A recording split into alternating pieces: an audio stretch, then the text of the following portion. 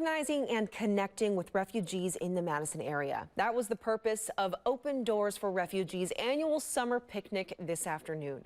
Dozens of people showed up to today's picnic. The event helps connect Madison-area refugees with longtime Madison residents.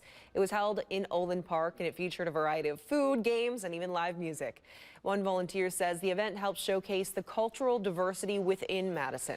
You know, we think of like integration of refugees and immigrants, like, oh, they need to learn about America, and that's very true, but also, you know, America needs to learn about them, and you know, we need to have this exchange, and I think events like this are really a key part of having this mutual exchange.